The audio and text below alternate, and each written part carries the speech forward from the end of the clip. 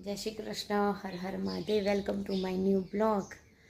તો સરસ મજાની સવાર થઈ ગઈ છે, 8:30 થવા આવ્યા છે અત્યારે તો. અને મારી તબિયત કાલની બગડી ગઈ છે.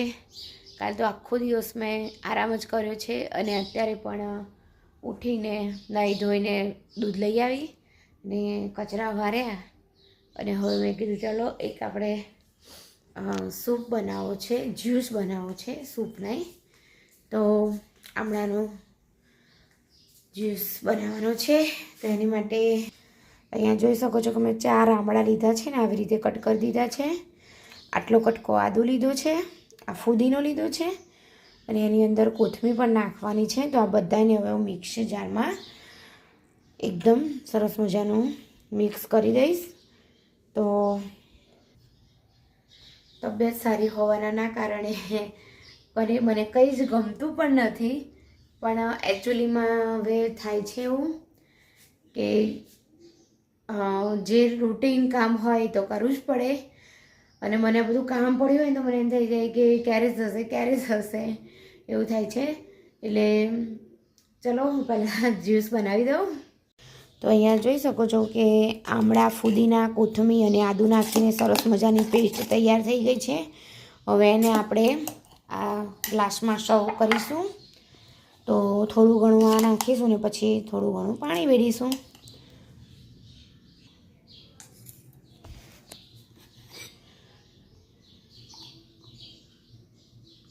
જોઈ શકો છો કેટલો મસ્ત કલર આવી ગયો છે. તો આની અંદર મેં અત્યારે કંઈ નાખ્યું નથી. હવે આની અંદર હું થોડું સંચર પાવડર અને મરી પાવડર પણ નાખીશ. તો પહેલાં નાખવાનું તો રહી ગયું છે. તો આની અંદર સંચર પાવડર અને મરી પાવડર નાખીને સરસ મજાનો હલાવીને પછી પી લેવાનું છે. તો આની અંદર મેં સંચર પાવડર અને મરી પાવડર બંને નાખી દીધું છે. તો હવે હું આને પી લઈશ. હમણાં અલ્પેશ પણ આવતા જ હશે, પછી એમને પણ આપી દઈશ. તો ચાલો બધા યમ્મી જ્યુસ પીવા માટે. આવું જ્યુસ પીવા માટે અત્યારે તો શિયાળામાં લોકો પૈસા ખર્ચતા હોય છે અને અત્યારે જ આપણી હેલ્થ બનાવવા માટેનું આ શિયાળામાં જ આપણી હેલ્થ બનતી હોય છે. તો બધું પીવું જોઈએ. તો ચલો, બહુ જ મસ્ત લાગી રહ્યું છે. જો અત્યારના વાગી ગયા છે 11 વાગી ગયા છે. હું ફટાફટ હવે રસો બનાવી દઈશ, કેમ કે રીંગણ અને વાલોનું શાક તો બનાવેલું જ છે અને હવે બનાવવાના છે સેવ ટામેટાનું શાક.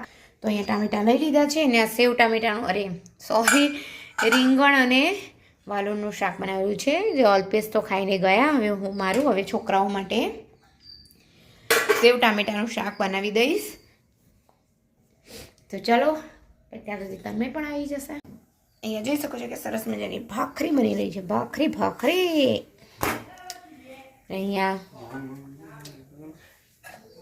શાક બની ગયું છે ટામેટા સેવ મસ્ત મજાનું. અને અહીંયા અમારા તન્મયે પણ લઈ લીધું છે, જોઈ શકો છો. તો જમીક હજી આવ્યો નથી. એ આવે ત્યારે તે હમણાં થોડી વારમાં આવી જશે. તો જો જમી કરીને અત્યારે હું નવરી થઈ ગઈ છું અને અહીંયા થોડીક વાર બેઠી છું. ને અહીંયા જો રાજુ ભાખરી આપી છે પણ તો ખાતું નથી અને જો બેસી રહ્યું છે અહીંયા. અને હજી તો ભગત દેખાયું જ નથી ને, હજી દેખાયું જ નથી. તો થોડીક વાર હવે બેસીશું આપણે તડકામાં, પછી કંઈ કામ કરીશું. હજી બાજરીનું દહીણું પણ કરવાનું છે તો તે પણ કરીશું. હેલો ફ્રેન્ડ્સ, જો અમે ઉપર તો ક્યારના આવી ગયા હતા. મારે દહીણું કરવાનું હતું બાજરીનું, તો તે થઈ ગયું છે. પણ અહીંયા અમારા પ્લાન્ટ જોઈ શકો છો. જેવી આમાં લીમડામાં પણ જો આમાં માંજર થઈ ગયા છે ને, આ લીમડામાં પણ એક તુલસી થઈ છે. જોઈ શકો છો કે સરસ મજાના.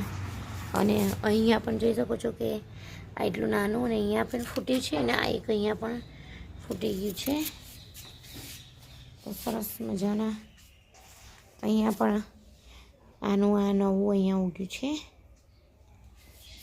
સરસ મજાનો ગ્રો થઈ રહ્યો છે હવે ધીમે ધીમે. અને અમારા એલોવેરા તો જોઈ શકો છો. અને આ પણ સરસ મજાનું છે, આનું નામ નથી ખબર. અને આ એક અમારે થતું નથી, શું કહેવાય જેમિક, આ જાસૂદ. બસ જો આમાં બે આવી રીતે થાય છે ફૂલને પછી કરમાઈને નીચે પડી જાય છે. તો જાસૂદને કરવા માટે શું ઉપાય કરવો તે પણ જણાવજો. આ છે રાતરાણી, આ કુંવરપાંટું, અને અહીંયા જૈમિક જો પછી બેઠો છે અહીંયા. હેલો જૈમિક, શું કરું છું? જો અહીંયા પણ ગલગોટાનું નાનું ઉગ્યું છે ને બીજું અહીંયા ઉગ્યું ને જૈમિક, આમાં પણ ઉગ્યું છે, જોઈ શકો છો. અને સામે સરસ મજાના સૂર્યનારાયણ દેખાઈ રહ્યા છે. અને ઝાડ ઉપર લટકતી પતંગો જોઈ શકો છો. આમાં પણ નવા નવા આ બધા પાંદડા એના આવ્યા નહીં હે ને? જો અહીંયા પણ નવા નવા પાંદડા આવી ગયા છે. એ આવા બધાને કાપીને બીજે રોપી નાખવાના. આ શું કે તું આ ત્યાં રોપ્યું કે અહીંયા ઉગ્યું? એમાં એવું છે કે અહીંયા પાણી રેડતો હતો ને, હા, આવી આખો આમાં તૂટી ગયું. હા, ત્યાં રોપી દીધું. હા, એ થઈ ગયું ને ત્યાં ઉગ્યું. ઓકે, જો અહીંયા સરસ મજાના અને ફૂલ પણ અહીંયા આવે છે આવી રીતે, તો જોઈ શકો છો. અને અમારું મશીન જોઈ શકો છો, સીવવાનું પણ ઘણું ભેગું થઈ ગયું છે, પણ મેળ જ નથી ખાતું. અત્યારે તો શિયાળામાં ફોલવાનું કરવાનું બધું ઘણું બધું હોય છે એકલા હાથે, તો મેળ જ નથી ખાતો. સીવવાનું પણ ધીમે ધીમે ચાલુ કરી દેવાનું છે. અત્યારે કોઈ જ અહીંયા આગળ પોપટ કબૂતર ચકલી કશું દેખાઈ નથી રહ્યું. તો કેમ જૈમિક?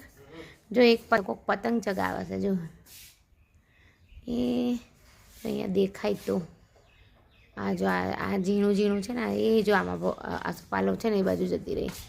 તો અત્યારે એવું છે, તો કોઈ દેખાઈ નથી રહ્યું. પતંગ જો એક ચગાવે, જોઈ લીલા કલરની.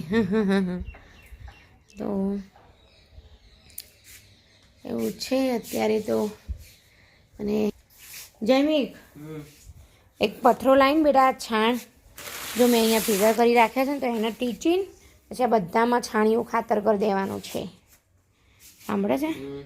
જો આ બધા કરતાં તો 12 માસી મસ્ત થઈ જાય છે, એને કંઈ કરવું જ નહીં પડતું. કેમ? અને આના ફૂલ આને હવે મને લાગે છે થયું લાગે છે નહીં? સરસ હે ને? આ તો એમને એમ જ ટઈ છે, પણ બાકી આ જો રોપેલું. આ જો અહીંયા આ એક બે આજુબાજુ આ રોપ્યા છે ને, બીજું કેમ ગયું નથી થયું. ઓકે, તો અહીંયા જો માધ્યમિક માંજર આ બધા તે થઈ ગયા હોય ને લઈ લેવા પડે.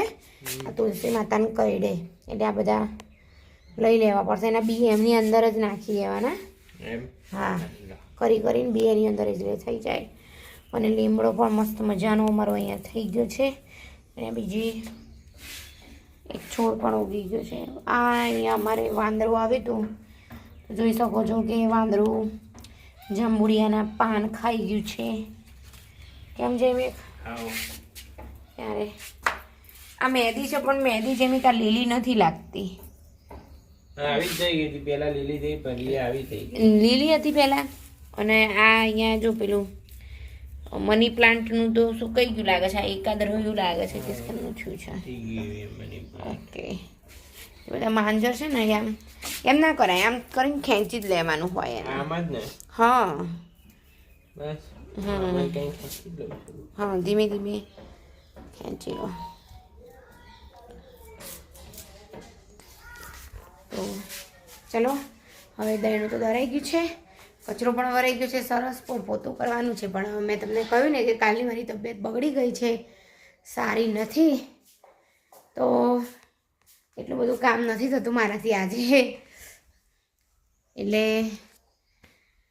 હવે આ લઈ જઈને નીચે પણ હજી કચરો ને બધું વાળવાનું છે. તો નીચે સાંજના કચરા વાળી દીધો. અહીં અત્યારે તો 4 સાડા 4 થવા આવ્યા હશે. તો ચલો, આ બધું અહીંયા પેક કરીને હવે નીચે જતા રહીએ. દહીંનું દરાઈ ગયું છે, બાજરીનું કર્યું છે, હજી રોટલી ભાખરીનું કરવાનું છે, પણ એ 2-3 દિવસ પછી, કેમ કે હજી લોટ ચાલે એટલું છે.